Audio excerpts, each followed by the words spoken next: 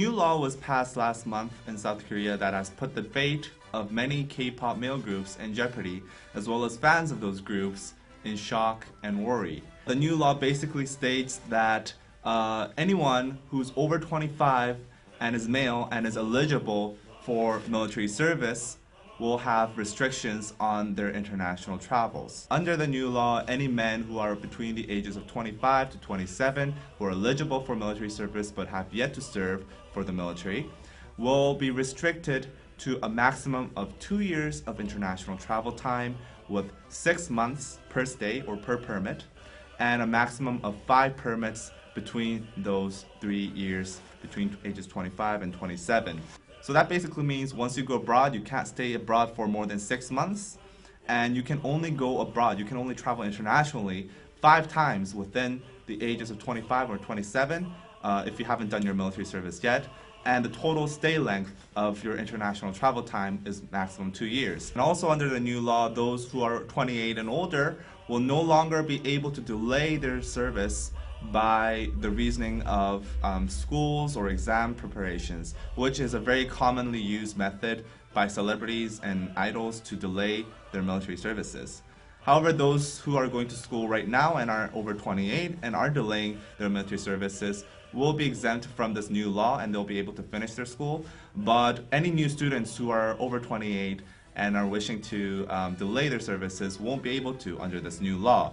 The old law was basically you had unlimited international travel between ages of 25 and 27. Your maximum international travel time per permit was a year, but you could get unlimited permits, so it was essentially unlimited travel. So what does this mean for internationally successful groups like BTS or EXO or whatever? First of all, you need to understand some laws within the K-pop industry, main one being the contract length. You can only sign with your label for a maximum of 7 years. Over 7 years, the deal is illegal. Let's take BTS for example. BTS debuted in 2013. Their contract will likely end in 2020, if not earlier.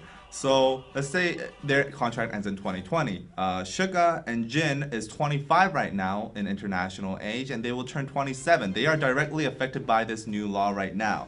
J-Hope is 24, will turn 26. RM is not so much affected. He's 23 right now, and he will turn 25. So this basically means you may potentially be seeing Jin and Suga being left out of some of the international or domestic promotions and concerts and etc. Because these people, they're 25 and they're directly affected by the law right now, and they can only go out of the country for 5 times. 5 times. And I don't know how many times they have left, but I will assure you that the company will try to make sure they make the most out of each time they use, because that counter is gonna go down every time they go out of the country. So you may see a situation where, for example, BTS has a tour in Japan, and then they have like a couple of days of filming to do in Korea. Usually, you know, they might be like going back and forth, but since now Jin and Suga are on a counter right now, you may see Jin and Suga being left out of those activities that take place in Korea when they're, you know, touring in Japan and stuff like that, or vice versa when they're promoting in Korea and they're taking, you know, a few days to some other country to do some promotions. In between that, you may see Jin and Suga outside of that as well.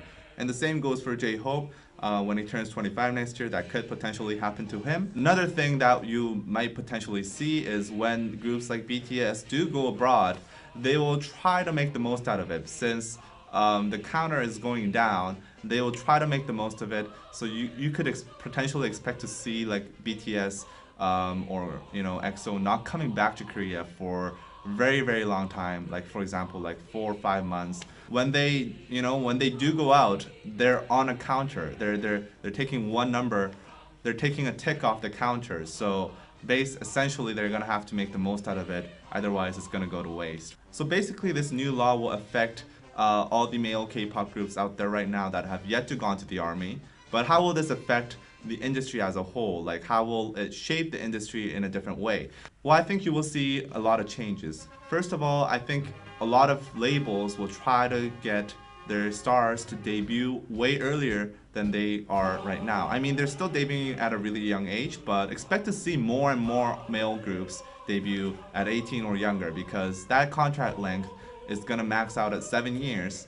Once you hit 7 years, you don't know what to do with them. They're going to be freelancers. You don't want the military restrictions and their international travel restrictions applying to them within their contract time. So these labels will definitely try to debut their groups as early as possible, I think. 18 or 17 or something like that. And secondly, I think a lot of K-pop groups will try to make a bigger push into the international crowd earlier on in their careers. I mean, you still see this a lot because K-pop is going so global these days, but you might see an even bigger push than they are doing right now, very, very early on in the stage of their careers.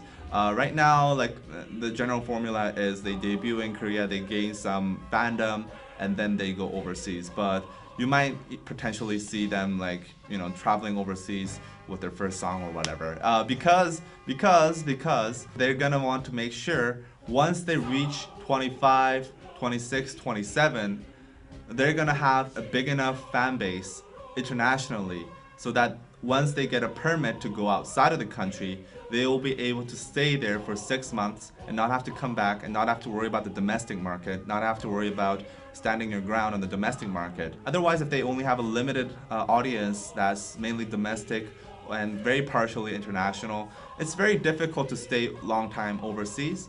But at the same time, they don't want to be missing out on those opportunities. So I think you will see a very big push earlier on in their careers to go international. Third, you will see a lot more bigger companies and bigger groups setting up shop in different countries outside of Korea. Like I said, these big internationally successful groups will want to stay, will want to make the most out of their permit, so they might stay for 4 months, 5 months, 6 months abroad. So they will want to set up a place where they can, you know, stay, a place where they can operate. Perhaps Japan, perhaps China, most likely Japan, because the Korean entertainment industry is very close with the Japanese industry. So yeah, you will see a lot more groups that are kind of like, you know, you can't really tell if they're really Korean because their company might have an office in Japan and they might stay more there than they do in Korea. Who knows? And lastly, you may potentially see groups actually debut much, much older, or trainees that debut much, much older than they are right now. This is kind of contradicting to my first point, but what I'm trying to say is a lot of people, they see this new law as a big restriction. So these trainees, instead of having to face the fact that they might potentially have travel restrictions at the peak of their careers, might want to go to the army as fast as possible and just get rid of all these restrictions so that they can have a continuous career that's uninterrupted. The youngest you can go as at age 18, and by the time you get out, you will be age 20. So that means a lot of trainees, they might go to the army at 18, come out at 20, and start training for a few more years, and then they debut at age 23 or 4.